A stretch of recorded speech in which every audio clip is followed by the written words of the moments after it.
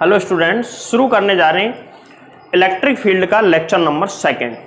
First chapter में आपने complete base पढ़ा इसका। उसमें हमने पढ़ा कि इलेक्ट्रिक चार्ज होता क्या है और इलेक्ट्रिक चार्ज कितने टाइप का होता है। इसकी कुछ बेसिक प्रॉपर्टीज भी हमने पढ़ी, कैसे इसकी खोज हुई, इसकी रिसर्च कैसे कैसे हुई, थेल्स ने क्या किया, बेंजामिन फ्रैंकलिन ने क्या किया, डुफे ने क्या किया, ये सारी चीज़ें हम पिछले लेक्चर में पढ़ चुके हैं। तो इस लेक्चर में वो ही बच्चे इसको पढ़ें जो पहले फर्स्ट को पढ़ के आए, उसके बाद में ही इसको पढ़ना है। ठीक है, इस लेक्चर में भी हम कुछ बेसिक चीज़ें पढ़ेंगे, पर अंतर यह है कि पिछले लेक्चर में जो बेसिक चीज़ें थी ना, अगर वो तुमको याद रहें तो बहुत अच्छी बात है, नहीं रहें तो उसमें से मेन चीज़ें याद रख लो केवल। इस लेक्चर में जो बेसिक चीज़ें पढ़ाऊंगा वो तुमको कंप्लीट याद होनी चाहिए, क्योंकि वो उस टॉपिकों का बेस है जो आगे आने वाले हैं, और वो टॉपिक बहुत इंपॉर्टेंट है, तुमको भी पता है, क्योंकि वो मेन टॉपिक हैं चैप्टर के। इसीलिए इस बेस को बहुत अच्छे तरीके से पढ़ें। आज हम पहला टॉपिक स्टार्ट करने। देखो, चार्ज के बारे में हमने थोड़ा सा पढ़ा, तो चार्ज के बारे में अब तक जो पढ़ लिया उसका जो निष्कर्ष है, कंक्लूजन पूरा है, वो मैं यहां तुमको बता रहा हूं। तो सबसे पहला टॉपिक है आवेश से संबंधित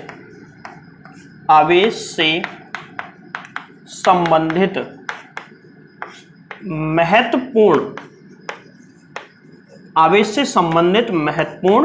बिंदु। आवेश से संबंधित कुछ इंपॉर्टेंट पॉइंट्स मैं यहां कवर करने वाला हूं। देखो, आवेश के बारे में छोटी छोटी जो बहुत सारी चीजें हमने पढ़ी हैं, उनमें से निकाल के मैंने टॉपिक निकाला है जिसका नाम है आवेश संबंधित महत्वपूर्ण बिंदु। चलो, ज्यादा टाइम वेस्ट करेंगे नहीं इसमें। सबसे पहला कि देखो, आवेश एक भौतिक राशि होती है, और भौतिक राशि तो होगी, फिजिक्स में पढ़ रहे हैं इसको। आवेश एक भौतिक राशि है। अब आवेश का मात्रक भी होता होगा, कुछ ना कुछ भौतिक राशि है तो हो सकता है मात्रक हीन हो, बट वो चीज आगे लास्ट में पढ़ाऊंगा वो चीज में। अभी तो मैं इसके बारे में, आवेश के मात्रक पे बाद में पहुंचेंगे, पहले बेसिक चीजें पढ़ लो। ठीक है, तो आवेश एक भौतिक राशि है। भौतिक राशियां 11th मैकेनिक्स में पढ़ी थी हमने कि 3 तरीके की भौतिक राशियां, फिजिकल क्वांटिटीज होती हैं। वेक्टर, स्केलर, टेंसर, यानी कि सदिश, अदिश और प्रदिश। जिसमें से एक थी सदिश, एक थी अदिश, एक प्रदिश। अदिश वो जो दिशा पर निर्भर नहीं होती है, दिशा का जिसमें कोई काम नहीं पड़ता है। सदिश जिसमें दिशा का काम पड़ता है, मैग्नीट्यूड, परिमाण वगैरह इनका होता ही है सबका। तीसरी चीज, प्रदिश से तो कोई मतलब ही नहीं है, मेन चीज यही है। देखो, ये सदिश और अदिश में से कौन सी भौतिक राशि है? तो ये भौतिक राशि है अदिश राशि, जिसमें दिशा का कोई काम नहीं होता है। ये पहला पॉइंट था, जिसको जैसे मैंने बोला है वैसे लिख देना कि आवेश एक अदिश राशि होती है। अब हम आते हैं पॉइंट नंबर 2, और पॉइंट नंबर 2 ये है कि किसी भी वस्तु पे चाहे नेगेटिव चार्ज आए चाहे पॉजिटिव चार्ज आए, जैसे कि कांच पे तो कौन सा चार्ज आया था? पॉजिटिव। और एबोनाइट की रॉड पे क्या आया था? एबोनाइट की रॉड या बॉल पे क्या आया था? Negative charge. पॉजिटिव आए चाहे नेगेटिव, दोनों के लिए इलेक्ट्रॉन जिम्मेदार होता है। दोनों के लिए कौन जिम्मेदार होता है? इलेक्ट्रॉन। जैसा कि हमने पढ़ा कल, ये बताया भी था मैंने, दोनों के लिए इलेक्ट्रॉन क्यों जिम्मेदार है। अब जिसके दिमाग में वो नहीं रहा या जिसने नोट डाउन नहीं किया है, वो सुन लो क्यों जिम्मेदार है। भाई, इलेक्ट्रॉन पे कौन सा आवेश होता है? Negative charge. तो नेगेटिव चार्ज के लिए इलेक्ट्रॉन जिम्मेदार होना चाहिए ना, पॉजिटिव के लिए क्यों? तो पॉजिटिव के लिए क्यों, इस पर मैं थोड़ा सा बता देता हूं। देखो, एक्चुअल में चार्ज आने का प्रोसीजर क्या है, वो अगर तुमको समझ आ गया तो ये समझ में आ जाएगा इलेक्ट्रॉन क्यों जिम्मेदार होता है। इन दो चीजों को, कोई 2 ऑब्जेक्ट है ए और बी, इनको मैं रब कर रहा हूं, आपस में रगड़ रहा हूं। जैसे इनकी रबिंग करेंगे हम, तो एक ऑब्जेक्ट से दूसरे ऑब्जेक्ट पे, एक वस्तु से दूसरी वस्तु पे कुछ इलेक्ट्रॉन ट्रांसफर हो जाएंगे। और जब इलेक्ट्रॉन ट्रांसफर होंगे, मान के चलो इधर से कुछ इलेक्ट्रॉन ट्रांसफर हो गए इधर, जब इलेक्ट्रॉन ट्रांसफर होंगे तो इस पे पॉजिटिव चार्ज आएगा, तो इस पे क्या आएगा? Negative charge. ये वही स्थिति है सेम। कौन सी? कि ये कांच की रॉड है और ये है ऊन। जब कांच की रॉड को ऊन से रगड़ते हैं तो कांच की छड़ पे तो क्या आता है? पॉजिटिव चार्ज, और ऊन पे क्या आता है? Negative charge. यानी कि कांच की छड़ ने इलेक्ट्रॉन छोड़ दिए, त्याग दिए, बाहर निकाल दिए, और वो किसने ग्रहण कर लिए? दूसरी वाली ने, बी ने। ठीक है, इलेक्ट्रॉन यहां से ट्रांसफर हुए। अब इसके बाद में सुनो, यहां पे पॉजिटिव चार्ज आया, पॉजिटिव। यहां पे कौन सा चार्ज आया? नेगेटिव आया। अब इसके कारण में जाते हैं कि क्यों आया। तो क्यों का जवाब ये है, पॉजिटिव चार्ज क्यों आया? क्योंकि इसने इलेक्ट्रॉन त्यागे, वापस सुन लो, क्योंकि इसने इलेक्ट्रॉन त्यागे और इलेक्ट्रॉन त्याग दिए, इसीलिए इस पे कौन सा चार्ज आया? Positive charge. दूसरा, इस पे नेगेटिव चार्ज आया। क्यों आया भाई नेगेटिव चार्ज? क्योंकि इसने इलेक्ट्रॉन ग्रहण किए। क्या मैंने दोनों के रीजन में कहीं भी तुमको यह बताया कि प्रोटॉन त्यागे या प्रोटॉन ग्रहण किए? नहीं बताया, क्योंकि ऐसा होता ही नहीं है। ऐसा केवल नाभिक के अंदर होता है न्यूक्लियर रिएक्शन में, लेकिन अभी ऐसा कुछ भी नहीं है। तो अभी हम बेसिक बात करेंगे कि यहां पे पॉजिटिव चार्ज क्यों आया? इलेक्ट्रॉन त्यागे इसलिए पॉजिटिव आया। या नेगेटिव क्यों? क्योंकि इसने इलेक्ट्रॉन ग्रहण किए। तो दोनों का जो रीजन है ना वो इलेक्ट्रॉन है। देख लो, पॉजिटिव आए चाहे नेगेटिव आए, दोनों के आने का रीजन होता है इलेक्ट्रॉन। वो अलग बात है कि एक कंडीशन में इलेक्ट्रॉन आते हैं और दूसरी कंडीशन में इलेक्ट्रॉन ग्रहण किए जाते हैं। तो यहां पे देखो, पॉजिटिव और नेगेटिव दोनों के लिए, ऋणावेश एवं धनावेश दोनों के लिए इलेक्ट्रॉन जिम्मेदार होता है। दूसरा पॉइंट। तीसरा पॉइंट कि जिस बॉडी पे पॉजिटिव चार्ज आता है, जिस वस्तु पे पॉजिटिव चार्ज आता है, पॉजिटिव चार्ज, उस वस्तु के द्रव्यमान में कमी होती है। कमी किसमें? द्रव्यमान में। जिस वस्तु पर पॉजिटिव चार्ज आता है उसके द्रव्यमान में कमी होती है, और जिस वस्तु पर नेगेटिव चार्ज आता है उसके द्रव्यमान में वृद्धि होती है। उसके द्रव्यमान में क्या होती है? वृद्धि। किसमें? द्रव्यमान में। भाई ये थोड़ा सा समझो। पॉजिटिव चार्ज जिस पे आएगा, हाँ ये लेकिन रबिंग से है। रबिंग के बाद इन दो चीजों को हमने रगड़ा, एक पे पॉजिटिव आया दूसरे पे नेगेटिव, तो पॉजिटिव वाले के द्रव्यमान में कमी हो गई और नेगेटिव वाले के द्रव्यमान में वृद्धि हो गई। कैसे? सुनो भाई, पॉजिटिव जो चार्ज है, लग ऐसा रहा है कि पॉजिटिव मतलब वृद्धि और नेगेटिव मतलब कमी। ऐसा नहीं है। ये पॉजिटिव नेगेटिव वो मैथ्स वाले प्लस माइनस नहीं है। ये आवेश के दो टाइप हैं, दो प्रकार हैं। तो मैथ्स वाले पॉजिटिव नेगेटिव से इसका कोई लेना देना नहीं है। ठीक है, इधर देखो, मान के चलो एक एग्जांपल लेता हूं। इसके पास 100 प्रोटॉन है और इसके पास भी 100 प्रोटॉन है, तो इसके पास भी 100 इलेक्ट्रॉन होंगे और 100 ही इसके पास इलेक्ट्रॉन होंगी। इलेक्ट्रॉन, ये प्रोटॉन, ठीक है, ऊपर वाले प्रोटॉन से नीचे वाले इलेक्ट्रॉन्स। अब इसने इलेक्ट्रॉन ट्रांसफर किए, इसको 5 इलेक्ट्रॉन का ट्रांसफर कर दिया। ऐसा मैंने मान लिया 5 इलेक्ट्रॉन का ट्रांसफर कर दिया। तो इसके पास अब प्रोटॉन कितने बचे? 100, और इलेक्ट्रॉन कितने बचे? 95। भाई 5 इलेक्ट्रॉन इसने त्याग दिए।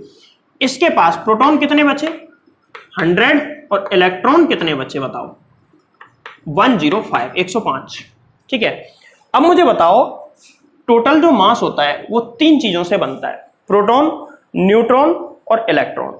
जनरली क्या है, ज्यादातर जो मास है ना वो तो प्रोटॉन और न्यूट्रॉन में ही होता है, बट इलेक्ट्रॉन का मास कम होता है, पर होता तो है। कितना ही कम हो लेकिन थोड़ा बहुत तो होता ही है। तो यहां देखो, प्रोटॉन की संख्या पे कोई फर्क पड़ा क्या? नहीं पड़ा। तो पहले जितना प्रोटॉन का मास इधर था उतना ही प्रोटॉन का मास इधर था, लेकिन अब देखो, इधर से इलेक्ट्रॉन थोड़े कम बचे और इधर इलेक्ट्रॉन पहले से थोड़े ज्यादा हो गए। तो सीधी सी बात है, इसका मास बढ़ जाएगा। कितना बढ़ेगा? 5 इलेक्ट्रॉन के बराबर। इसका कितना कम होगा? 5 इलेक्ट्रॉन के बराबर। एक चीज पता चल गई कि इसके द्रव्यमान में जितनी कमी हुई है, इसके द्रव्यमान में उतनी ही वृद्धि होगी। मतलब इसमें माइनस डेल्टा एम और इसमें plus delta M. Delta M क्या है? द्रव्यमान में कमी, जिसको कि हम निकालेंगे आगे। अब देखो, तो समझ में आया तीसरा पॉइंट? तीसरा पॉइंट ये लिख सकते हो, क्या लिखोगे बोलो? दो वस्तुओं को रगड़ने पर धनावेशित वस्तु के द्रव्यमान में कमी तथा ऋणावेशित वस्तु के द्रव्यमान में क्या हो जाती है? वृद्धि। अब हम आते हैं पॉइंट नंबर 4, और पॉइंट नंबर 4 ये है कि आवेश जो होता है ना, चार्ज जो होता है, चार्ज हमको दिखता नहीं है। चार्ज दिखता नहीं है, चार्ज दिखाई नहीं देता। तो कैसे पता चल जाता है कि कौन सी वस्तु पे चार्ज है और कौन सी वस्तु पे चार्ज नहीं है तो पॉजिटिव है या नेगेटिव है? ये कैसे पता चलता है हमको? तो इसको पता लगाने के लिए, भाई पता नहीं चलता तो हम आवेश को पढ़ ही नहीं रहे होते, तो पता तो चलता है, लेकिन जब दिखता नहीं है तो फिर कैसे पता चलता है? अच्छा, आवेश दिखता है क्या? कोई वायर है जिसमें करंट फ्लो हो रहा है, तो वो वायर दिखेगा क्या? उसमें करंट दिखेंगे तुमको बहते हुए ऐसे कि ये गया? नहीं दिखेगा। क्यों नहीं दिखेगा? क्योंकि इतना सूक्ष्म पार्टिकल होता है इलेक्ट्रॉन, जो कि खुली आंखों से तो क्या, माइक्रोस्कोप से भी देखना उसको संभव नहीं है। तो कोई तो ऐसा स्कोप होता होगा जिससे हम देख सकते हैं। तो ऐसा स्कोप होता है जिसका नाम है स्वर्ण पत्र विद्युत दर्शी। स्वर्ण पत्र विद्युत दर्शी, जिसको हम लिख सकते हैं gold leaf electroscope. Gold leaf electroscope, ठीक है। उसकी मदद से हम इसको देख सकते हैं। चार्ज को देखने का मतलब है पता लगा सकते हैं, सेंस कर सकते हैं, महसूस कर सकते हैं। 4 पॉइंट हो गए। अब इसके बारे में ज्यादा कुछ नहीं बता रहा हूं कि इससे देखते कैसे, क्योंकि ये तो अगला टॉपिक ही अपना, तो टॉपिक में ही पढ़ेंगे डिटेल में। अब 5वां पॉइंट और सुनो कि मान के चलो हमने देखा कि किसी भी ऑब्जेक्ट को चार्ज करना है, किसी बॉडी को चार्ज करना है, तो चार्ज करने के खूब सारे मेथड पढ़े, लेकिन एक मेथड और भी है। फिर क्यों नहीं पढ़ाया मैंने अगर है तो, क्योंकि वो मॉडर्न फिजिक्स का टॉपिक है। जब मॉडर्न फिजिक्स अपना टॉपिक आएगा तो वहां पे इसको डिटेल में बताएंगे। वो बहुत अच्छा चैप्टर है मॉडर्न फिजिक्स का, तो इसलिए मैंने वहां पे नहीं बताया। बट ये भी एक तरीका हो सकता है चार्जिंग का। चलो देखो, विदाउट कॉन्टैक्ट, वहां पे केवल प्रेरण विदाउट कॉन्टैक्ट था, लेकिन यहाँ पे ये भी विदाउट कॉन्टैक्ट ही होता है। अगर मान के चलो कोई धातु मेटेलिक बॉडी है, किसी धातु की सतह पर अगर एक्स रे, कौन सी रे, एक्स रे, एक्स किरण, अगर हम किसी धातु की सतह पर एक्स रे आपतित कराएं, जिनकी तरंग दैर्ध्य, जिनकी वेवलेंथ लैम्बडा बराबर 0.1 एंगस्ट्रॉम से 10 एंगस्ट्रॉम हो, 0.1 एंगस्ट्रॉम से कितनी, 10 एंगस्ट्रॉम हो, तो अब देखो क्या होगा। जैसे मान के चलो ये कोई मेटेलिक बॉडी है, धातु की बॉडी है, धातु की सतह है, हमने यहां से एक्सरे आपतित कराई, ये यहां पे आके इंसिडेंट करी, यहां पे आई, आने के बाद इस, भाई कोई भी जो रे होती है ना, एक्सरे हुई कोई भी रे, उसमें फोटोन से मिलके बनी होती है, और फोटोन के पास एनर्जी होती है। वो एनर्जी ट्रांसफर होगी जिस जगह पे टकराया है उस जगह पे उपस्थित इलेक्ट्रॉन से। उस इलेक्ट्रॉन को ये अपनी एनर्जी ट्रांसफर करेगा। अगर वो एनर्जी ज्यादा हुई इसकी बाइंडिंग एनर्जी से, जिस एनर्जी से बना हुआ है उस एनर्जी से ज्यादा हुई, तो ये इसको छोड़ के भाग जाएगा और ये मुक्त हो जाएगा, फ्री इलेक्ट्रॉन। अब जैसे ये फ्री हुआ तो यहां से एक इलेक्ट्रॉन गया तो यहां पे पॉजिटिव चार्ज आ जाएगा। एक इलेक्ट्रॉन की कमी से पॉजिटिव चार्ज आता है, कितना पॉजिटिव चार्ज, जितना इलेक्ट्रॉन कमी हुई है, और यहां नेगेटिव चार्ज बाहर निकल गया, यहां पे पॉजिटिव चार्ज। अब दूसरा फोटोन यहां आया तो यहां से इलेक्ट्रॉन को निकाल ले गया, तो एक पॉजिटिव चार्ज यहां आ जाएगा। तो ऐसे करके, लेकिन ध्यान रखें इतनी एनर्जी केवल उन्हीं एक्स रेज में होती है जिनकी वेवलेंथ इतनी होती है। इससे ज्यादा वेवलेंथ होने पे क्या होगा, इलेक्ट्रॉन नहीं निकलेगा, ठीक है, क्योंकि वेवलेंथ बढ़ने पर एनर्जी घटती है। पिछले मैंने रे ऑप्टिक्स कंप्लीट करवा दिया, उसमें ये चीजें बेसिक चीजें हैं, वहां पे देख सकते हो रे ऑप्टिक्स में, ठीक है। तो ये नहीं निकलेगा। अगर वेवलेंथ को हम इससे और कम करेंगे तो निकलेगा, और भी ज्यादा स्पीड से निकलेगा, क्योंकि जितनी एनर्जी इसको चाहिए उतनी देने के बाद वो और ज्यादा स्पीड से निकल जाएगा। बाकी एनर्जी काइनेटिक एनर्जी में बदल जाती है, तो वो बाहर तेजी से निकलेगा। तो बात आई समझ में। ये बेसिक 5 पॉइंट थे आवेश के ऊपर, इनको इसी तरीके से लिख लें। नेक्स्ट टॉपिक पाते हैं, और नेक्स्ट टॉपिक है अपना स्वर्ण पत्र विद्युतदर्शी, जो मैंने अभी बताया और तुमको डाउट भी था कि ये क्या बीमारी है भाई। इसका नाम है गोल्ड लीफ इलेक्ट्रोस्कोप। अब इसके नाम से तुमको क्या पता चल रहा है, मुझे तो भाई ये पता चल रहा है कि स्वर्ण मतलब सोना, गोल्ड, पत्र मतलब पत्ती, पत्ती मतलब उसकी पतली सी परत, और इलेक्ट्रोस्कोप मतलब इलेक्ट्रिसिटी को देखने वाला, मतलब आवेश को देखने वाला ऐसा कोई उपकरण जो कि सोने की पत्तियों से बना हुआ है। बड़ा महंगा उपकरण है भाई, क्योंकि सोने की पत्तियों से बना हुआ है। अब इसमें अगर किसी को उपकरण महंगा लगे तो सोने को क्यों काम में लेते हैं, क्योंकि जो सोना है ना अच्छा चालक होता है। अच्छे चालक के साथ में उसमें यह भी होता है कि उसका द्रव्यमान कम होता है। अगर बाई चांस ये उपकरण महंगा है तो सोने की पत्तियों की जगह पे हम केवल एल्यूमिनियम की पत्तियां लगा सकते हैं, ठीक है। और किसी मेटल की नहीं लगा सकते। क्यों? क्योंकि और की लगाएंगे तो वो इससे ज्यादा चालक तो होती हैं, कई सारी होते हैं, कई सारे मेटल इससे ज्यादा चालक होते हैं, बट वो इतने ज्यादा हल्के नहीं होते हैं, ये सबसे ज्यादा हल्का होता है। तो सबसे पहली प्रायोरिटी गोल्ड, सेकंड नंबर पर एल्यूमिनियम। तो होता क्या है, चलो वो बाद में बात करेंगे, सबसे पहले बेस तो सीखो कि काम क्या आता है। तो इसका काम है, इसके द्वारा आवेश का अनुमान लगाया जाता है, आवेश का अनुमान लगाया जाता है। अंडरलाइन भैया, अनुमान को अंडरलाइन करेंगे। अनुमान मतलब यह है कि इससे हम आवेश का आइडिया लगा सकते हैं।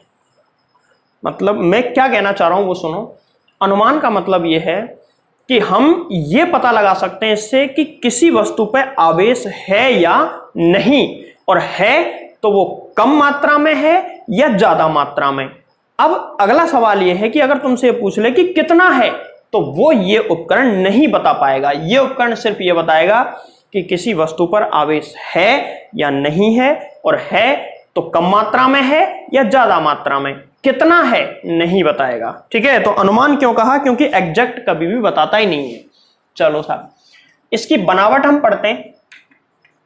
बनावट, इसका कंस्ट्रक्शन, यानी कि ये कैसे बनता है। बहुत सिंपल सा उपकरण है और सिंपल तरीके से इसको बन जाता है, सिंपल तरीके से बन जाता है। देखो कैसे। सबसे पहले कोई भी एक गिलास का जार ले लो, कांच का जार ले लो। जैसे कि मैं कांच का जार लेता हूं, कोई भी डिजाइन शेप का ले सकते हो, तुम्हारी मर्जी है, इसमें कोई दिक्कत वाली बात नहीं है। सभी अलग अलग डिजाइन का लेते हैं, तो तुम भी कोई भी डिजाइन चूज कर लो। जैसे कि मान के चलो ये जार है, गिलास का लेना है, बट ये गिलास का जार है। ऐसी डिजाइन मैंने ले लिया, डिजाइन जो तुम चाहो, बस गिलास का जार होना चाहिए बंद इस तरीके से। गिलास का जार ले लिया। जार लेने के बाद हम इसमें से एक मेटल की रॉड आर पार निकाल देंगे। एक मेटेलिक रॉड हम निकाल देंगे इसमें से। देखो, और इस मेटेलिक रॉड के ऊपर वेल्डिंग करके, ऐसे मेटल की वेल्डिंग कर देंगे तो थोड़ा सा इसका एरिया बढ़ जाएगा ऊपर वाला। अब कौन सी चीज को क्या हाँ, सोने की पत्तियां तो लगाई नहीं, मेन चीज तो रह गई। देखो यहां पे एक ऐसे और एक ऐसे दो सोने की पत्तियां हम लगा देंगे। तो सोने की पत्तियां क्या हम ऐसे लगाते हैं? तो इसका जवाब है नहीं। तो फिर ऐसे क्यों बनाई? क्योंकि बाद में ऐसे हो जाती है, इसलिए बनाई। स्टार्टिंग में सोने की पत्तियां ऐसे होती हैं, जैसे ही आवेश आता है वो ऐसे हो जाती हैं, और हमको पता चल जाता है कि आवेश आया या नहीं। कैसे पता चलेगा, पूरा प्रोसीजर समझेंगे। अब हम क्या करेंगे, यहां इस जार को कॉर्क से बंद कर देंगे, रबर के कॉर्क से इसको बंद कर देंगे, जिससे कि इसमें एयर फ्लो वगैरह नहीं हो। ठीक है, एयर फ्लो की वजह से पत्तियां गड़बड़ हो सकती हैं, बहुत हल्की पत्तियां होती हैं। अब इसके नाम, सबसे पहले तो क्या है, ये जार, कांच का जार भी लिख सकते हैं जी। यहां पे ये जो है, ये क्या है बोलो? ये है धात्विक छड़। यहां लिख देता हूं धात्विक छड़, मेटेलिक रॉड। इसके बाद में ऊपर क्या है, इसको बोलते हैं धात्विक घुंडी। धात्विक घुंडी,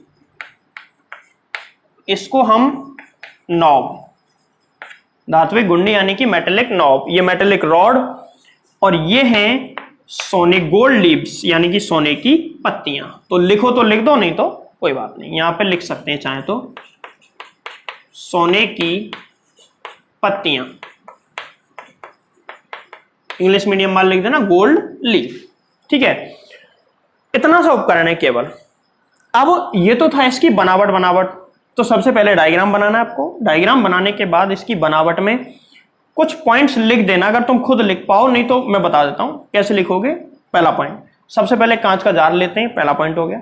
दूसरा पॉइंट, इसमें एक धात्विक छड़ कॉर्क की सहायता से लगाते हैं, दूसरा पॉइंट हो गया। तीसरा पॉइंट, धात्विक छड़ के ऊपरी सिरे पर एक धात्विक गुंडी लगाई जाती है तथा निचले सिरे पर दो सोने की पत्तियां लगाई जाती हैं।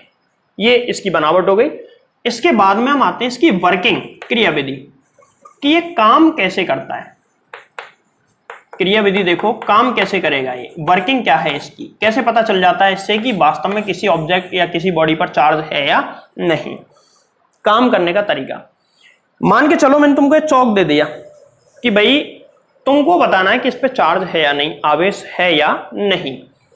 तो पता लगाने के लिए तुमको दिखेगा तो है नहीं इस पे आवेश है या नहीं, अब दिखेगा नहीं तभी तो हमने इलेक्ट्रोस्कोप बनाया। हम जाएंगे इलेक्ट्रोस्कोप के पास कि भैया तू बता कि इसमें चार्ज है या नहीं। अब ये तो बताएगा नहीं, निर्जीव है भाई साहब। हम क्या करेंगे, इस चौक को यहां लाके टच कराएंगे मेटेलिक नॉब से, धात्विक छड़ से टच कराएंगे इसको। ये धात्विक छड़ है, इससे टच कराएंगे इस तरीके से, ये टच करा दिया। तो स्पर्श कराने के लिए हम ये उस ऑब्जेक्ट को लेके आए जिस पे चार्ज का हमको पता लगाना है। मान के चलो इस पे चार्ज है, इस पे पॉजिटिव चार्ज है, नेगेटिव भी हो सकता है, पॉजिटिव चार्ज इस पे पहले से था। अब जैसे ही ये इससे टच होगा, स्पर्श करेगा, तो इस ऑब्जेक्ट का चार्ज इसके पास जाना शुरू हो जाएगा। बताया था ना आवेश लाने के प्रकार सबसे लास्ट वाला, उसमें ये बताया था मैंने कि यदि किसी आवेशित वस्तु से एक दूसरी निरावेशित वस्तु को, जैसे मैंने वहां बताया तुमको कि ये क्यू आवेश है, अगर इससे दूसरा स्पर्श करा दें तो QI2 हो जाएगा, मतलब इसका आवेश उस पर चला जाएगा। तो इसका आवेश जाना शुरू हो जाएगा, इसके पास धात्विक गुंडी से अंदर जाएगा धात्विक छड़ में, और धात्विक छड़ से फ्लो होता हुआ नीचे की तरफ गोल्ड लीव्स पे पहुंच जाएगा, इधर भी और इधर भी। ठीक है, तो पहले ये दोनों ये जो पत्तियां हैं सोने की, इस तरीके से होती हैं। जैसे इन पे आवेश आएगा सेम चार्ज आएगा, और सेम चार्ज के बीच में क्या होता है, रिपल्सन, प्रतिकर्षण होगा। प्रतिकर्षण होगा तो ये दूर हट जाएंगे ऐसे। अब यहां इनके बीच में हुआ प्रतिकर्षण और ये दूर हट गई, यहां पे लिख देंगे प्रतिकर्षण। प्रतिकर्षण होने के बाद ये दूर हट जाती हैं इस तरीके से, जैसे कि डायग्राम में तुमको दिख रहा है। अब ये हमने देख लिया। अब तुम खुद सोचो, दो कंडीशन हो सकती हैं। पहली कंडीशन, खुद सोच के दिमाग लगाना, ये पढ़े वड़े से मतलब नहीं है, सब किताबों में सारी चीजें लिखी हुई हैं, ठीक है ना, लेकिन उसका कोई सेंस नहीं है जब तक कि तुम खुद सेंस ना लगा लो। ठीक है, तो खुद का कॉमन सेंस लगाना। मैंने सबसे पहले एक कोई ऑब्जेक्ट को लिया और इसको टच कराया, और मैंने क्या ऑब्जर्वेशन देखा कि गोल्ड लीव्स ऐसे ही रहती हैं, दूर नहीं हटती। क्या निष्कर्ष निकालोगे तुम बताओ? तो इसका मतलब ये हुआ कि वो दूर नहीं हट रही ना। अगर चार्ज आता तो प्रतिकर्षण होता और दूर हटती, इसका मतलब चार्ज नहीं आया। चार्ज नहीं आया मतलब क्या है, ऊपर चार्ज था ही नहीं। तो अगर ये दूर नहीं हटी, इसको टच कराने पे दूर नहीं हटी, मतलब हमारे ऑब्जेक्ट पे, हमारी बॉडी पे चार्ज था ही नहीं। दूसरी कंडीशन, अगर इसको टच कराएं और ये दूर हट जाए मतलब चार्ज था। ये तो हो गया कि आवेश है या नहीं इस बात का परीक्षण। अब कम है या ज्यादा इसका परीक्षण, भाई सीधी सी बात है, चार्ज ज्यादा होगा तो प्रतिकर्षण भी ज्यादा। अगर ऐसे है, कोई ए ऑब्जेक्ट, ए बॉडी को हमने टच कराया तो वो इतना फैलता है, बी को टच कराने पे इतनी फैलती है, तो बताओ किस पे चार्ज ज्यादा है? बी पे। जब ज्यादा फैलेंगी तो ज्यादा चार्ज, और कम फैलेंगी तो कम चार्ज। यहां पे जो सोने की पत्तियां हैं, सोना महंगा होता है, अगर सोना उपलब्ध नहीं है तो हम एल्यूमिनियम की पत्तियां लगा सकते हैं। सोने की जगह किसकी पत्तियां लगा सकते हैं? एल्यूमिनियम। ये तो है बेसिक चीज। एक चीज और मैं तुमको बता दूं, थोड़ी सी एडवांस है बट मैं बता देता हूं, उसमें कोई दिक्कत वाली बात नहीं है। जैसे मान के चलो हमने बहुत कम चार्ज किसी बॉडी पे है, उसको इससे टच कराया, तो अभी ये सीधी ऐसे रहती हैं, जैसे टच कराया थोड़ी सी फैल गई, और इतनी कम फैली कि हमको दिखी नहीं। तो उसका क्या इलाज है? तो उसका इलाज ये है कि ये जो हमारा जार है, इसके अंदर यहां पर टिन की रॉड लगा दो, या टिन की पत्तियां लगा दो। टिन का प्रतीक क्या होता है? Tn होता है क्या? देखो केमिस्ट्री की बुक, नहीं होता भाई साहब, इसका प्रतीक होता है Sn। टिन की पत्तियां हम लगा देंगे, टिन की पत्ती। ये नोट करके ये बात लिखनी है, टॉपिक में लिखने की जरूरत नहीं है, टॉपिक तो मैंने जहां तक बता दिया वो कंप्लीट है। टिन। अब इससे क्या फायदा होगा? इससे फायदा यह होगा कि इस पर पॉजिटिव चार्ज है, इंडक्शन यानी कि प्रेरण की वजह से इधर कौन सा चार्ज आएगा? नेगेटिव, और इधर कौन सा आएगा? पॉजिटिव। इस पे इधर कौन सा चार्ज आ जाएगा, नेगेटिव चार्ज, इधर पॉजिटिव। तो देखो ये पहले इतनी दूर हट रही थी, मान के चलो रियल में इनकी स्थिति ऐसी होती है, ये एक दूसरे से दूर होती नहीं है, बहुत कम डिस्टेंस इस तरीके से रहती है। जैसे ही हमने ज्यादा चार्ज लगाया तो ऐसे फैल जाएंगे, लेकिन कम चार्ज लगाया, कम चार्ज वाली बॉडी को टच कराया तो ये थोड़ा सा फैल के ऐसे हो गई, हमको दिखी नहीं। तो साइड में टिन की जो पत्ती है उस पर नेगेटिव चार्ज है, इधर भी टिन की पत्ती है उस पर भी नेगेटिव चार्ज है। तो ये फैलती क्यों है कि इनके बीच में प्रतिकर्षण होता है इसलिए फैलती हैं, लेकिन आवेश कम होने की वजह से प्रतिकर्षण भी कम हुआ और ये कम फैली। तो अब टिन की पत्ती हेल्प करेगी ना अपनी, कैसे, इस पे कौन सा चार्ज है, पॉजिटिव चार्ज, इस पे कौन सा चार्ज है, नेगेटिव। इन दोनों के बीच में होगा प्रतिकर्षण और इन दोनों के बीच में होगा आकर्षण।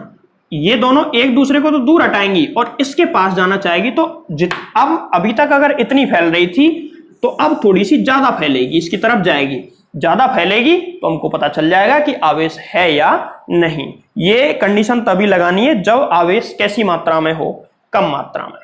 तो ये था पूरा इलेक्ट्रोस्कोप, गोल्डीफ इलेक्ट्रोस्कोप। बोलो समझ में आया कि नहीं। और इसको कंप्लीट, इसकी वर्किंग जैसे जैसे मैंने बोला है वैसे वैसे इसकी वर्किंग लिख लें, नोट करके ये वाली बात जरूर लिख देना, टिन की पत्ती वाली, ठीक है। अगले टॉपिक पे आते हैं और अगला टॉपिक है आवेश के मात्रक। आवेश का मात्रक या के मात्रक, आवेश के मात्रक, क्योंकि का मतलब एक हो गया। हमको आवेश के जितने भी मात्रक है ना वो सब पढ़ने हैं, और बहुत सारे मात्रक हैं, कौन कौन से हैं वो मैं सब पढ़ाऊंगा तुमको, कौन कौन से काम में लेते हैं वो सारी चीजें। देखो सबसे पहले कोई भी अगर मात्रक की बात आती है तो 11th क्लास की यूनिट डायमेंशन सबने पढ़ी है। सबसे पहले एसआई मात्रक या एमकेएस मात्रक की बात हम करेंगे, मात्रक भी पढ़ेंगे और डायमेंशन यानी कि वेमा भी उसकी हमको पढ़नी है। तो सबसे पहले एसआई मात्रक, एसआई मात्रक को ही हम एमकेएस मात्रक भी कह सकते हैं, क्योंकि एमकेएस का ही परिवर्तित रूप एसआई था। 11th में पढ़ा था, कहानी सुनाते हैं इसकी। चलो, एसआई मात्रक जो होता है, एमकेएस मात्रक, इसका होता है कूलाम, इंग्लिश में कूलम बोलते हैं इसको, कूलाम। सी से इसको डिनोट करते हैं। क्या होता है इसका मात्रक, कूलाम। इसको किससे डिनोट करते हैं, सी से। ये तो है इसका एसआई मात्रक। अगर हम व्युत्पन्न मात्रक की बात भी साथ साथ करते जाएं तो ज्यादा सही रहेगा हमारे लिए, ठीक है। एसआई मात्रक इसका कूलाम होता है, व्युत्पन्न मात्रक। देखो 10th क्लास में हमने पढ़ा कि विद्युत धारा, इलेक्ट्रिक करंट, विद्युत धारा I बराबर क्या होता है, Q अपॉन T। यहां से मैं क्या लिख सकता हूं, Q बराबर IT। Q बराबर क्या लिख सकते हैं, IT। Q क्या है यहाँ पे, चार्ज, I क्या है, करंट, और T क्या है, टाइम। Q बराबर IT। तो Q का जो मात्रक होगा वो I का मात्रक इंटू T का मात्रक। तो I का मात्रक होता है एम्पियर और टाइम का मात्रक क्या होता है, सेकंड। तो मैं कूलाम की जगह पे एम्पियर इंटू सेकंड भी लिख सकता हूं। तो ये इसका व्युत्पन्न मात्रक है। ध्यान रखें, सबसे ज्यादा पूछे जाने वाले टॉपिकों में से भी यही। तो इसका जो व्युत्पन्न मात्रक है एमकेएस में, वो इसका हो जाएगा ampere into second, ampere into second, या फिर हिंदी में लिख देना एम्पियर इंटू सेकंड। बोलो आई बात समझ में। ये इसका एमकेएस मात्रक है। अब हम चलते हैं, दूसरा है इसका सीजीएस मात्रक, सीजीएस मात्रक। तो देखो जो इसका सीजीएस मात्रक होता है ना, वो आवेश का सबसे छोटा मात्रक भी वही होता है, सबसे छोटा मात्रक। सीजीएस मात्रक ही इसका सबसे छोटा मात्रक होता है। अब सीजीएस मात्रक कौन सा होता है इसका, वो होता है, ये कूलाम है तो वो हो जाएगा स्टेट कूलाम, स्टेट कूलाम, ऐसे लिख सकते हैं स्टेट कूलाम। या फिर इसको फ्रैंकलिन भी मानते हैं, फ्रैंकलिन, जिसको हम FR से व्यक्त करते हैं। तो आवेश का सबसे बड़ा मात्रक, आवेश का एमकेएस मात्रक तो क्या था, कूलाम, और आवेश का सीजीएस मात्रक जो कि सबसे छोटा मात्रक भी होता है वो क्या है, स्टेट कूलाम। सीजीएस मात्रक सबसे छोटा है तो क्या एमकेएस मात्रक सबसे बड़ा होगा, नहीं होगा, सबसे बड़ा मात्रक अलग होता है इसका, ठीक है। अभी इसमें आगे बताऊंगा। तो पहले देखो एसआई मात्रक पढ़ लिया, सीजीएस मात्रक सबसे छोटा मात्रक, स्टेट कूलाम या फिर फ्रैंकलिन, या फिर स्टेट कूलाम फ्रैंकलिन का मतलब भी एक है, या इसका एक नाम और होता है ईएसयू। ईएसयू मतलब इलेक्ट्रोस्टैटिक यूनिट, मतलब वैद्युत स्थिर वैद्युत। इलेक्ट्रोस्टैटिक मतलब स्थिर वैद्युत इकाई, जिसको हम कहते हैं, इंग्लिश वाले लिख सकते हैं इलेक्ट्रोस्टैटिक यूनिट, स्थिर विद्युत इकाई। ये तो है, ये इसका एमकेएस मात्रक है जो कि होता है कूलाम या एम्पियर इनटू सेकंड। सीजीएस मात्रक, इसके सीजीएस मात्रक तो वैसे स्टेट कूलाम होता है, जिसको हम फ्रैंकलिन भी कह देते हैं, स्टेट कूलाम को ही क्या कह देते हैं, फ्रैंकलिन, या फिर इसको ईएसयू यानी कि इलेक्ट्रोस्टैटिक यूनिट। ये इसके एमकेएस और सीजीएस मात्रक हुए। अब हम इसमें आगे चलते हैं। देखो एक तीसरा भी इसका मात्रक होता है विद्युत चुम्बकीय मात्रक। विद्युत चुम्बकीय मात्रक, इसको हम लिखते हैं ईएमयू। ईएमयू का मतलब है इलेक्ट्रोमैग्नेटिक यूनिट। ईएमयू का मतलब क्या है, इलेक्ट्रोमैग्नेटिक यूनिट, जिसको हम बोलते हैं विद्युत चुम्बकीय मात्रक। अब विद्युत चुम्बकीय मात्रक इसका क्या होता है, तो इसका विद्युत चुम्बकीय मात्रक होता है F coulomb. F coulomb, F coulomb भी हम इसको लिख सकते हैं इंग्लिश में। एफ कूलम इसका होता है विद्युत चुम्बकीय मात्रक, जिसको हम लिख सकते हैं एफ कूलम, जिसको हम क्या लिख सकते हैं, एफ कूलम। ये इसका विद्युत चुम्बकीय मात्रक हो गया, ठीक है। ये अब ये देखो आवेश के हमने यहां पे 3 तरीके के मात्रक हमने पढ़े हैं। अब है सभी आवेश के मात्रक, तो जब ये सभी के सभी आवेश के मात्रक हैं तो इनमें आपस में कोई ना कोई रिलेशन तो होता होगा। तो रिलेशन होता है सबसे पहले इन दोनों के बीच में। देखो सबसे ज्यादा काम में आता है इसका कूलाम। इसका तो कोई कहीं यूज है ही नहीं, ना तो कहीं 12th में यूज है और ना ही कहीं 11th में था। 11th में टॉपिक ही नहीं था तो यूज कहां से होगा, 12th में कोई यूज नहीं है। बाकी मैंने बता दिया है, ज्यादा काम का नहीं है, फिर भी मेन तो ये याद रखो। तो इसका जो एसआई मात्रक होता है वो कूलाम सबसे ज्यादा काम में आता है। स्टेट कूलाम भी कहीं कहीं थोड़ा बहुत काम में आएगा, लेकिन कूलाम ही सबसे ज्यादा काम में आएगा। सबसे पहले इन दोनों में रिलेशन, तो देखो ईएसयू यानी कि स्टेट कूलाम और कूलाम के बीच में जो रिलेशन है वो क्या है, एक कूलाम बराबर होता है 3 × 10⁹। स्टेट कूलाम भी मैं इसको लिख सकता हूं, या फिर मैं इसको लिख सकता हूं ईएसयू, या फिर मैं इसको लिख सकता हूं फ्रैंकलिन, या फिर मैं इसको क्या लिख सकता हूं, फ्रैंकलिन। कैपिटल एफ आएगा, साइंटिस्ट का नाम है। ये तो इन दोनों के बीच में रिलेशन आ गया। बोलो किस किस के बीच में रिलेशन है ये, कूलाम और स्टेट कूलाम। अब हम चलते हैं कि कूलाम और ईएमयू के बीच में क्या रिलेशन है, यानी कि एफ कूलम के बीच में क्या रिलेशन है। तो एक कूलाम बराबर होता है 10⁻⁻1 या 1/10 बराबर 10⁻⁻1 एफ कूलम। एफ कूलम, ये इन दोनों के बीच में रिलेशन है। तो हमने पढ़े आवेश के 3 अलग अलग मात्रक और इनका आपस में रिलेशन। अब एक काम मैं तुमको दे रहा हूं, वो काम क्या है, मैंने तुमको इन दोनों में रिलेशन बता दिया, इन दोनों में भी बता दिया। अब तुमको इन दोनों में निकालना है, इन दोनों में क्या रिलेशन होगा ये तुमको खुद निकालना है, ठीक है।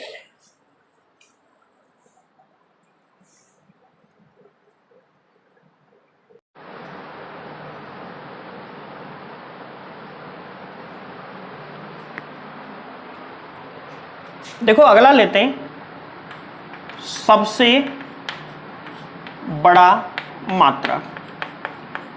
सबसे बड़ा मात्रक, तो अब तक हमने क्या पढ़ा, ये दोनों पढ़ लिए, सबसे छोटा तो हमने पढ़ लिया क्योंकि सबसे छोटा यहां पे आ गया, इसी को सबसे छोटा बोलते हैं। ईएसयू या स्टेट कूलम या फ्रैंकलिन को ही सबसे छोटा मात्रक बोलते हैं।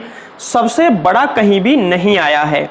तो सबसे बड़ा मात्रक, इसका सबसे बड़ा मात्रक होता है फैराडे। फैराडे, और फैराडे होता है तो फैराडे का कूलम से भी कोई रिलेशन होता होगा, वो होता है 1 फैराडे बराबर 96,500 कूलम। 96,500 कूलम के बराबर होता है 1 फैराडे, जो कि आवेश का कैसा मात्रक है? सबसे बड़ा। सबसे छोटा कौन सा है? ईएसयू। एक ईएसयू में कितने कूलम होते हैं? 3 × 10⁹ ठीक है। और सबसे बड़ा मात्रक कौन सा है? फैराडे। 1 फैराडे में कितने कूलम होते हैं? 96,500। तो ये इंपॉर्टेंट चीजें, इसको याद रखें। अब इसका सबसे बड़ा मात्रक फैराडे। एक इसमें इंपॉर्टेंट चीज बताता हूं, फ्रैंकलिन को हमने एफआर से डिनोट किया था, लेकिन फैराडे को गलती से भी एफआर या एफ से डिनोट मत करना। इसको डिनोट करते ही नहीं है, पूरा लिखते हैं इसको ऑलवेज, ठीक है। ये यहां पे तुम गलती कर सकते हो। अब हम आते हैं इसके अन्य मात्रकों पे कि और भी इसके कौन कौन से छोटे मोटे मात्रक है वो सब। देखो अन्य मात्रक, वो प्रीफिक्स वाले जो 11 तुम पढ़े थे हमने। देखो ज्यादा से ज्यादा किलो कूलम तक हमारा काम पड़ेगा, तो वहीं से स्टार्ट कर लेते हैं। जैसे कि 1 किलो कूलम, 1 किलो कूलम बराबर 10⁻³ कूलम। ये हमने 11 तुम पढ़ लिए थे। फिर इसके बाद में 1 किलो अगर हम लेना चाहें तो 1 मेगा कूलम बराबर 10⁻6 कूलम। ये पॉजिटिव वाले हो गए, अब ज्यादातर नेगेटिव में आएंगे। 1 मिली कूलम बराबर 10⁻³ कूलम। आगे चलते हैं, 1 माइक्रो कूलम बराबर 10⁻6 कूलम। इसके बाद में हम चलते हैं 1 नैनो कूलम बराबर 10⁻9 कूलम।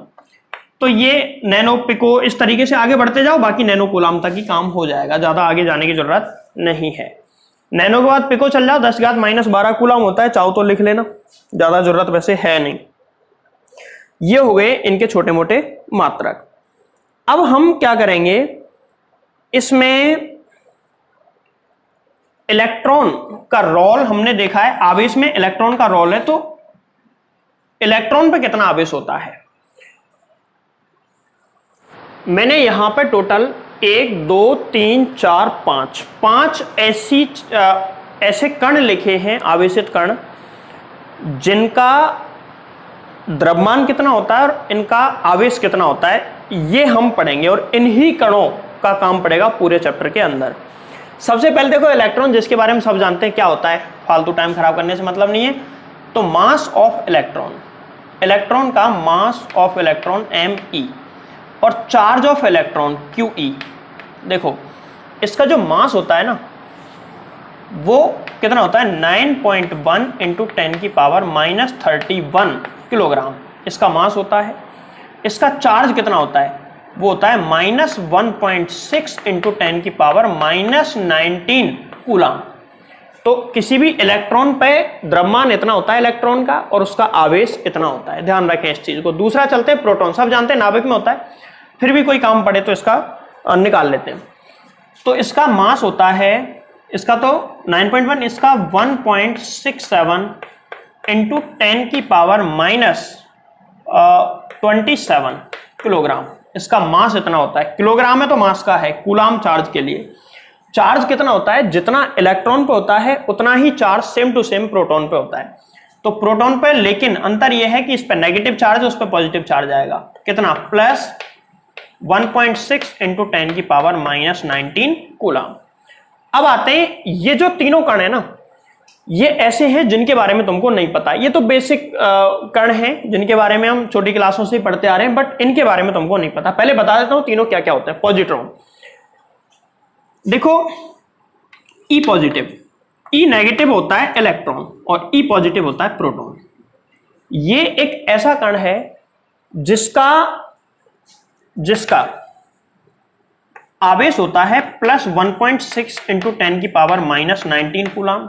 आवेश तो इतना होता है, और मास होता है इलेक्ट्रॉन के मास के बराबर। 9.1 इंटू 10 की पावर -31 किलोग्राम। मतलब समझे?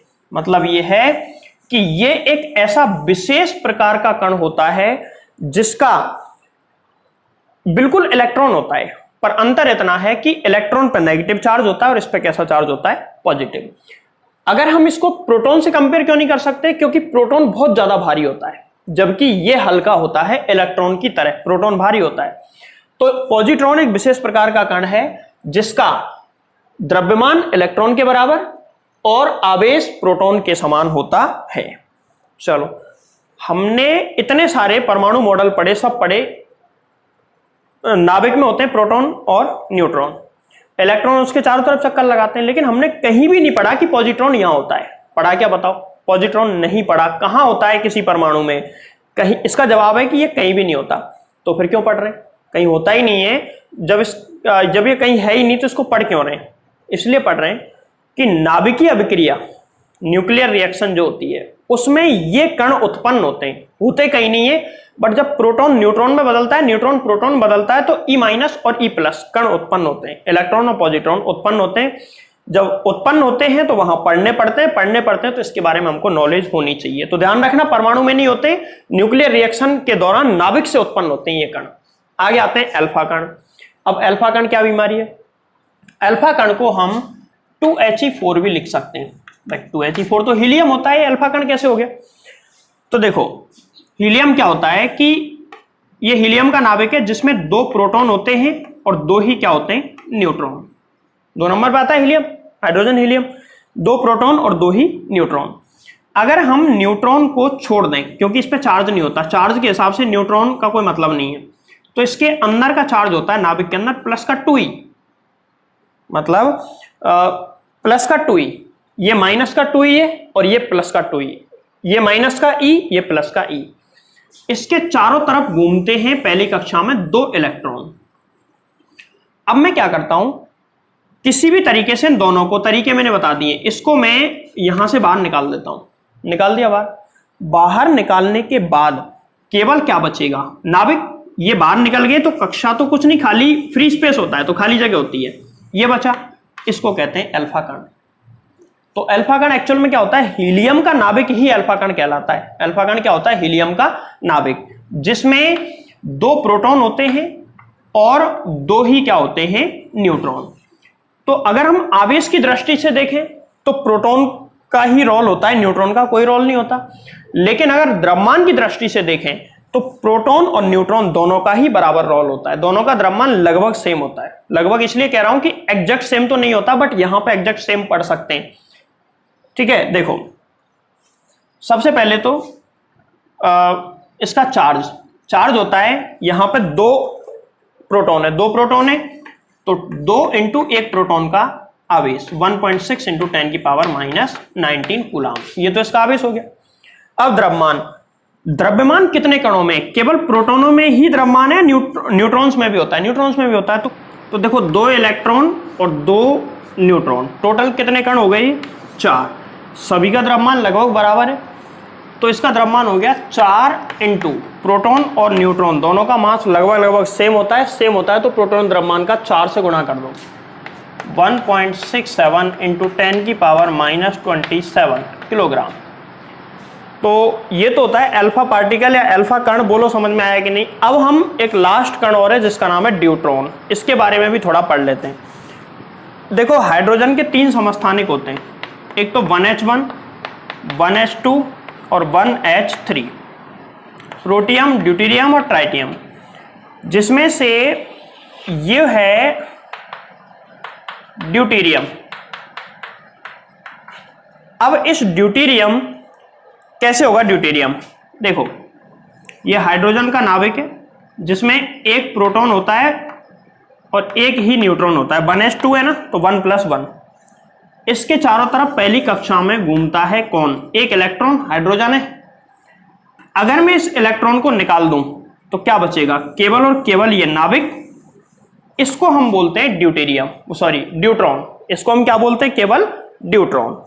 तो इसमें प्रोटॉन तो कितना है? 1, तो चार्ज कितना हो गया? +E, और मास कितना हो गया? 2mp, मतलब 2 प्रोटॉन के बराबर, एक प्रोटॉन है एक न्यूट्रॉन है, 2 के बराबर हो गया। तो ये हो गया 2 × 1.67 × 10⁻⁻27 किलोग्राम।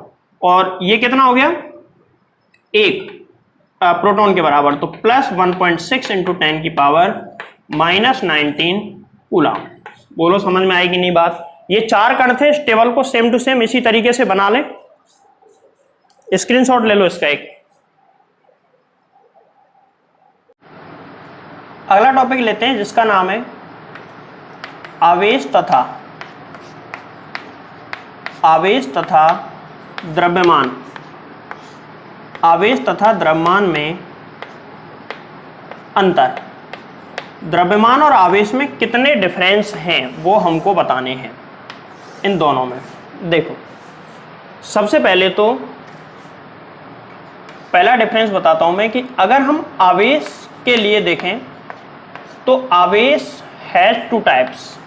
आवेश 2 प्रकार का होता है, पॉजिटिव चार्ज यानी कि धनावेश और नेगेटिव चार्ज यानी कि ऋणावेश, धनावेश और ऋणावेश। अगर मैं आवेश की द्रव्यमान की बात करूं, द्रव्यमान मास, द्रव्यमान केवल पॉजिटिव होता है, द्रव्यमान केवल कैसा होता है, पॉजिटिव। तो आवेश 2 प्रकार का होता है, धनात्मक एवं ऋणात्मक, लेकिन द्रव्यमान केवल धनात्मक होता है, कभी नेगेटिव मास नहीं होता है। ये पहला अंतर है। इसके बाद में दूसरा पॉइंट, आवेश संरक्षित, आवेश संरक्षित होता है, कंजर्वेटिव होता है। मतलब आवेश को ना तो उत्पन्न किया जा सकता है ना ही नष्ट किया जा सकता है, केवल इसको ट्रांसफर किया जा सकता है। और संरक्षण के बारे में हम अगली वीडियो में बात करेंगे जहां पे आवेश के गुणधर्म हम पढ़ेंगे, ठीक है। लेकिन द्रव्यमान संरक्षित नहीं होता। कैसे? द्रव्यमान यह संरक्षित राशि नहीं है, यह संरक्षित नहीं होता है। कैसे, क्यों नहीं होता? क्योंकि द्रव्यमान जो मास है, मास का हो जाता है लॉस, और लॉस होने के बाद बनती है एनर्जी। लेकिन अब कंजर्वेशन की डेफिनेशन ये होती है, ना तो उसको उत्पन्न किया जा सकता है ना ही नष्ट किया जा सकता है। जब ये नष्ट हो रहा है तो ये संरक्षित नहीं है, और इनके बारे में आगे हम बात करेंगे जहां पे संरक्षण की बात होगी। क्योंकि मास का लॉस करके एनर्जी प्राप्त की जा सकती है, लेकिन चार्ज का कभी भी कोई लॉस नहीं होता है। तीसरी चीज देखो, आवेश निश्चर होता है, निश्चर होता है, जबकि द्रव्यमान निश्चर नहीं होता है।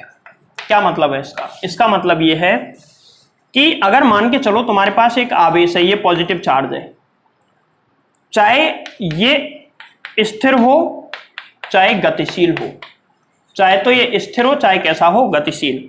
माना कि यह आवेश है +1 कूलम, ऐसा मैंने मान लिया।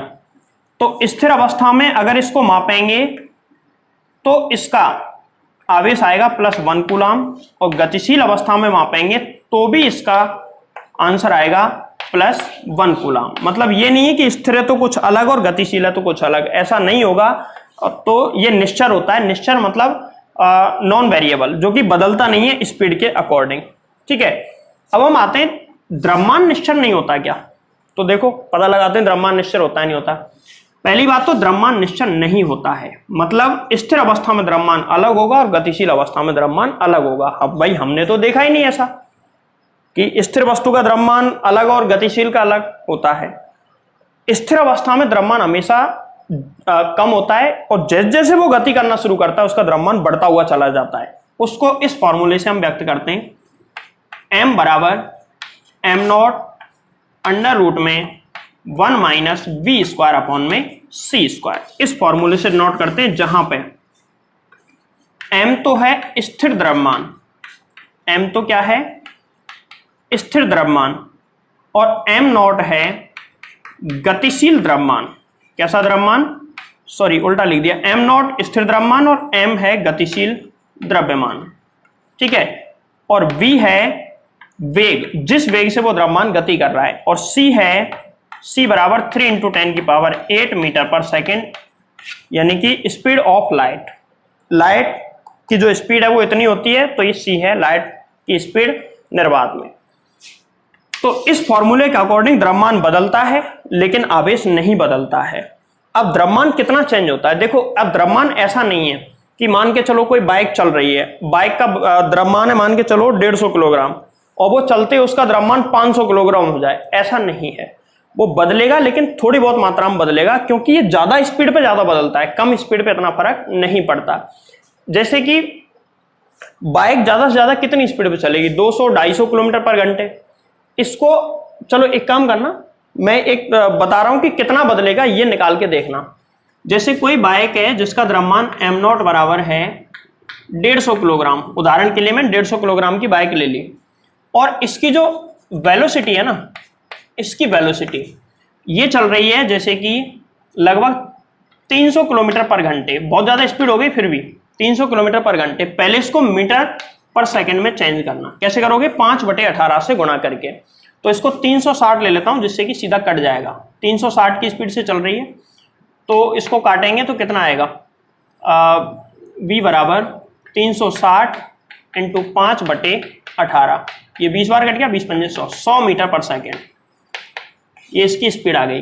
अब हम देखते हैं कि स्थिर अवस्था में तो द्रव्यमान उसका 150 किलोग्राम, लेकिन जब इतनी स्पीड पे गति करेगी तो उसका द्रव्यमान कितना होगा। ये स्पीड कम नहीं होती, बहुत स्पीड है बाइक के लिए, तो इसका द्रव्यमान पता करेंगे।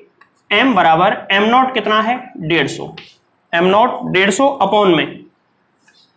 अपॉन में 1 माइनस v स्क्वायर मतलब 100 अपॉन में c स्क्वायर 3 × 10⁸, और इन दोनों का कर देंगे होल स्क्वायर। m बराबर 150 बटे अंडर रूट में 1 माइनस, अब देखो 100 का स्क्वायर 10,000 हो गया, मैं सीधा इसको काट रहा हूं तो ये आ जाएगा 1/9 इंटू 10 की घात कितना, 2 0, ये 10 घात 6, 10 घात 12, 10 की घात 12, ठीक है। m बराबर इतना। अब मैं इसकी कैलकुलेशन आगे नहीं कर रहा हूं, तुम खुद करना कैलकुलेशन, और कैलकुलेशन करके बताना, लगभग इसका आंसर ये आएगा 150.150.0000 पता नहीं कुछ किलोग्राम। पॉइंट में काफी जीरो आएंगी, उसके बाद कुछ किलोग्राम यहां पे आएगा। तो इसका मतलब यह है कि कम स्पीड के लिए द्रव्यमान में वृद्धि ज्यादा नहीं होती है, इसीलिए हमको दैनिक जीवन में कहीं भी ऐसी वृद्धि दिखाई नहीं देती। भाई 150 किलोग्राम की बाइक है, उसका द्रव्यमान 1 ग्राम भी बढ़ जाए तो कैसे पता चलेगा हमको, 1 ग्राम से हाँ 300 हो जाए तो हमको महसूस होने लगेगा कि यार द्रव्यमान बहुत ज्यादा हो गया। तो ऐसे नहीं बदलेगा, ज्यादा स्पीड में ही बदलेगा। ज्यादा स्पीड कौन सी, प्रकाश के वेग के बराबर स्पीड, और इतनी स्पीड में बाइक चल गई ना तो चली जाएगी, फिर वो समझ गए ना, हाँ तो चली जाएगी, फिर वो दौड़ना बंद कर देगी। तो ये है, इतना ज्यादा परिवर्तन होता नहीं है, लेकिन परिवर्तन होता तो है, तो पूरी तरह निश्चर्तों में इसको नहीं कह सकते। तो बोलो आ रही है बात समझ में। आज के वीडियो लेक्चर में मैंने तुमको ये सब पढ़ाया है, ये पूरा बेसिक था, बहुत काम की चीजें इसमें बताई हैं, बहुत नोट भी करना है इन सब चीजों को। आगे वीडियो लेक्चर अपलोड होगा कल, और जिसमें हम बताएंगे आपको आगे की कुछ चीजें, और अगले वीडियो लेक्चर बहुत ही इंपॉर्टेंट होने वाले हैं, क्योंकि अब एकदम जो टॉपिक है, मेन टॉपिक स्टार्ट हो जाएंगे यहां से।